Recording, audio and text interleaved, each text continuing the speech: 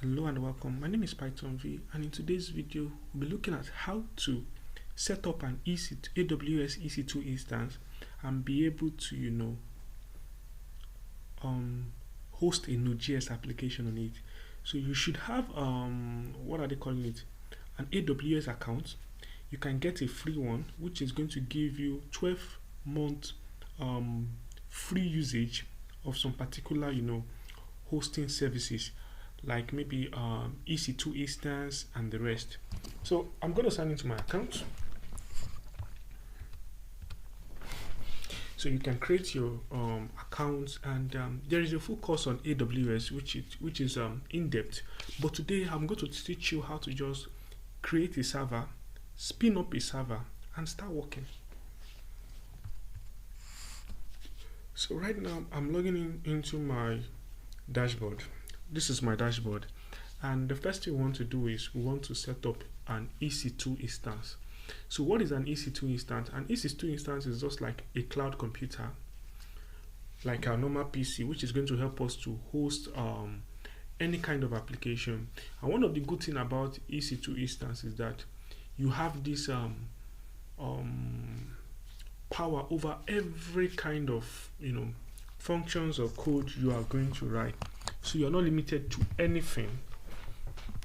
So right now I'm going to create an EC2 instance. So I'm going to click on launch instance here.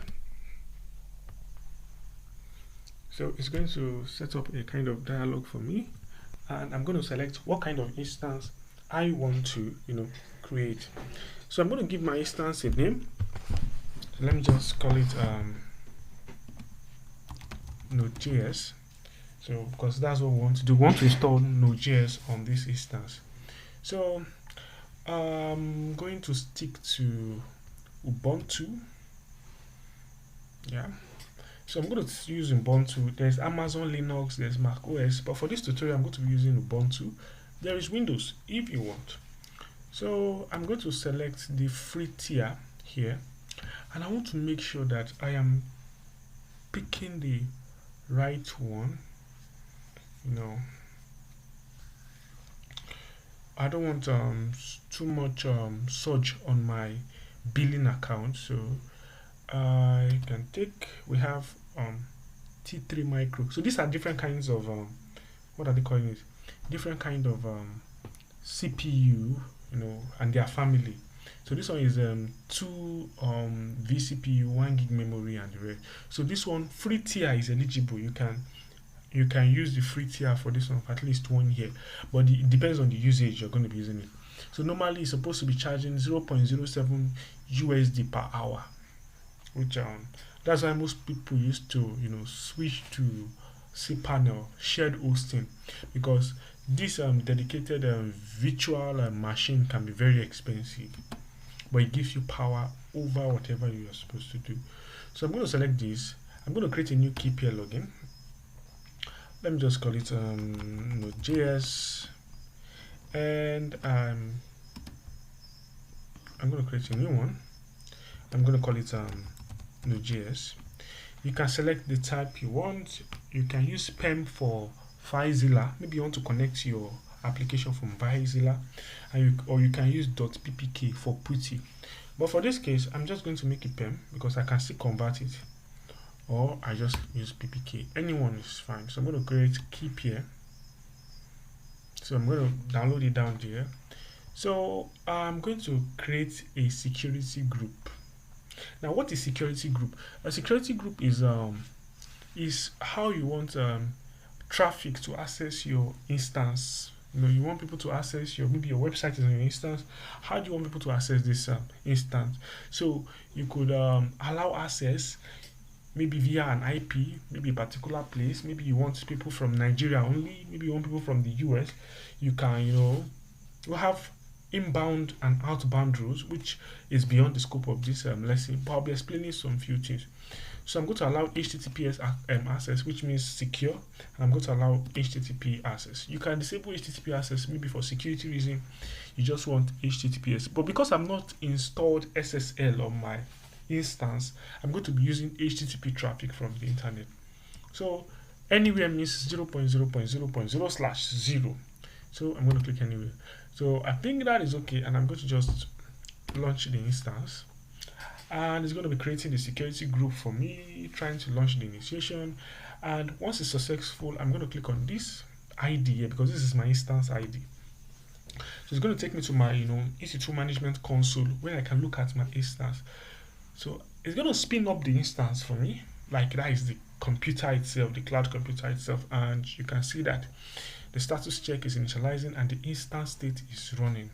Now you need to connect to this instance because it's just like a cloud computer. It's a computer in the cloud that is connected to internet, light, and whatever. But you have to use something, a laptop, to access that laptop. So you just imagine your instance is like a laptop or a computer.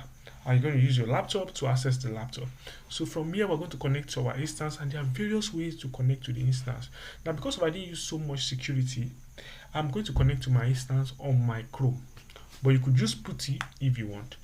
So I'm going to click on this instance here, and I'm going to click on connect. So it's going to give me some, some how to connect, but I'm going to be using this one now. Note this is your IP address. Note this is your IP address. So I'm going to connect into Ubuntu. So my username is Ubuntu. That's the default name. I'm not going to change it. But later, when you're going to be moving into more advanced complex stages and phases, you're going to have to use a lot of you're going to use a lot of security, SSH, and how to connect to your instance. So I'm going to connect here and wait for it to boot up. Now sometimes it can be very stubborn to connect in this place, but let's cross our fingers and let's see how we're going to get it to connect. So I don't think I'm using more security, so I'm supposed to establish connection to it. Now I've established connection to my instance, as you can see. So the first thing I want to do is I'm going to just I think sudo su is to I want to become a super user. So I'm going to upgrade everything. So sudo apt date, sorry, not sudo so it's going to update everything from me and check for, because it's just a new instance, it's going to fetch everything that is there, everything that I need to have inside the instance is going to fetch it for me, all the packages. Like now it says that this package can be upgraded, so it says run app list upgradable to see them, but no, I'm not going to do that. I'm going to say sudo apt upgrade. It is a longer, so it's going to upgrade everything. Say, do you want to continue? I'm going to say yes. It's going to do all of that, do all of that, do all of that, do all of that. So in another video, I'm going to be teaching you how to install the graphics user interface for this particular thing. Now this is an Ubuntu, it doesn't come with an interface, so that's why you're having it in the command line. But in another video, I'm going to be teaching you how to install a graphic user interface on your instance, whereby it's going to be like an actual laptop. Maybe you want to use it to do some downloading and remotely upload it to somewhere. It's possible, maybe to your Google Drive, and you don't want to have to use your normal data to download it. But this video is for is an entire video completely not for this course. So we're going to be waiting for this one to install. Then we're going to set up our Node.js on this application. So we're going to check if Node.js is installed, and if it's not installed, we're going to install Node.js. So I have all the list of commands that I'm going to use to install Node.js so that we can very fast. I'm going to be copying and pasting them, and we can get the class. So once it has done this, let's check if Node.js is installed. No, let's check if Git is installed. So I'm going to be like git -v. Now it says unknown assumption. I think Git is installed. Git is installed. Now git dash yeah, Git is installed, so I don't have to install Git. What I'm going to check now is if Node is installed. Say node-v, and Node could not be found, so we have to install Node, and they say you can use apt install Node.js. So we're going to go to this and say apt install Node.js. So do you want to continue? I'm saying yes. So once it's finished installing, let's check node-v. We get a version, but let's check if npm is installed, because we need npm. npm-v. Yeah, npm is not installed, so we're going to say apt install npm. So they both work together and we need them. So we're going to wait to install npm because we're going to use npm to run so many things in our code. So once we've done that, we're now going to check where we're going to put our folder. Now we're going to launch our Node.js application.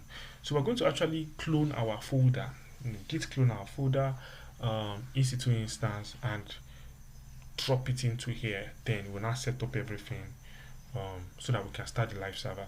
So let's wait. Let's wait.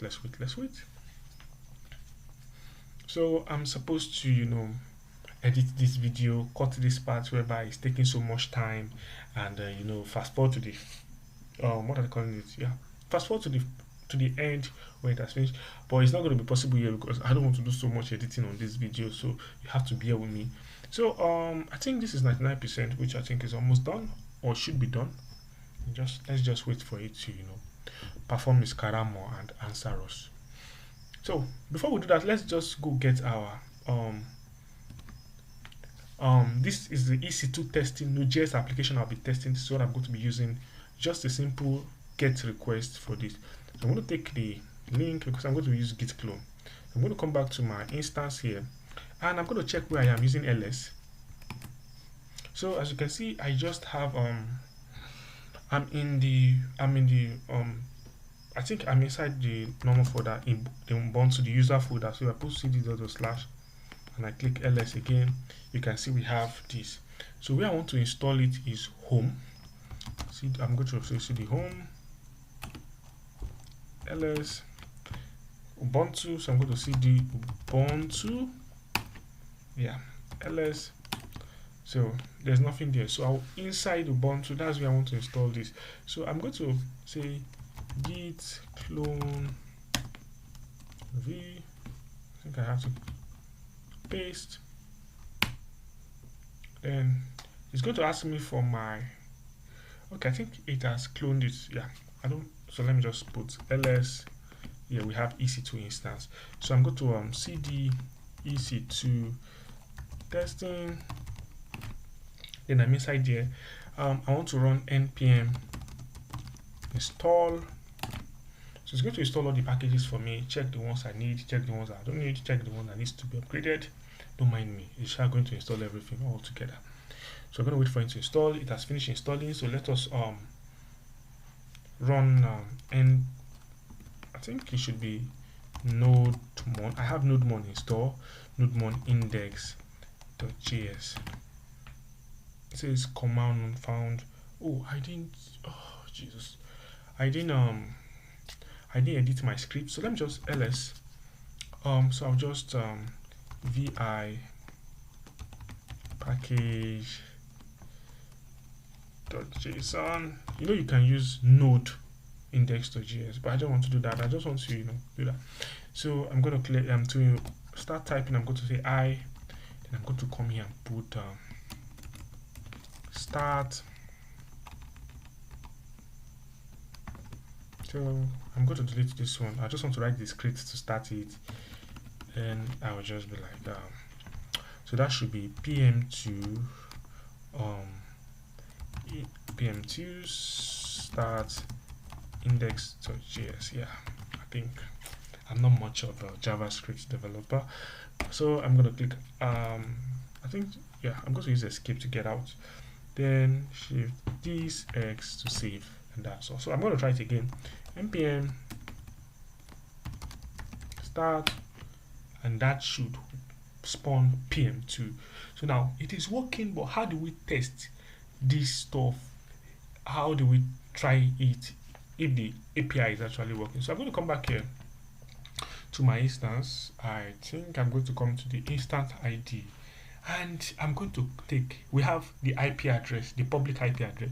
So once I come here and I open the public IP address, nothing is going to happen because a lot of things is refusing, is blocking, nothing is working. I cannot get access. Even if I come here and I say port 3000, because that's where my API is listening to, it's still not going to work. Like, And why is it not working? Why am I getting access? Even this one too. I'm just putting a new tab. So one thing you should know that when you're using this one, remember to remove the S.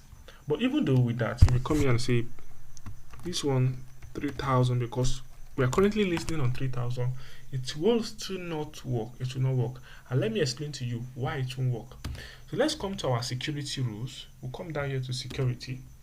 We're going to come to this security group that I used for this, and I'm going to edit this security group. So I'm going to come to edit inbound rules, and let us edit the rules.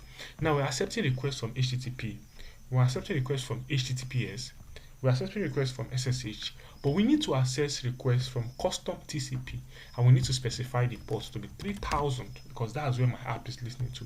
And I'm going to say anywhere IPv4. I can give it a description for everywhere. ERE, yeah, don't mind my spelling. I'm going to add rule. No, I don't need to add this one. I'm going to save the rule. So once that's saved, I think I should be able to access this one from here. Now it's telling me message, it is working. So even if I come here, this is my EC2 link, I'm going to get it to work. So now the port is working. And if I put slash, I have another one called slash testing. Is it testing? I don't think so. Is it testing? Yeah, I've forgotten what I used, but let's check. I know I have to so let me say vi index.js. So I think I have slash test, not testing. So slash test, and it's still working. So that is how to use how to spin up an EC2 instance on AWS. It's as simple as ABC. So in the next video I will be teaching you how to. It's just for fun. I don't think you actually need it. How to install the graphics user interface on Ubuntu, and you see you have an EC2 instance that is going to be working. Other video on how to connect your EC2 to to FireZilla, and how to connect your EC2 to PT. So from your laptop without going to AWS, you can use SSH. You can use SSH to access your cloud computer from anywhere. So we have other ways to route this port 3000, and we can route it to maybe the main domain name. How to add domain to it using nodejs. What are they calling it? You can use nodejs. You can use Apache. Is it? Yeah, you can use nodejs. Or you might want to go for maybe Apache or the rest. Don't mind me, I'm not much about this. So nodejs will help you do that, where you can set your port and you can remove this port, get rid of this port, and you can point it here.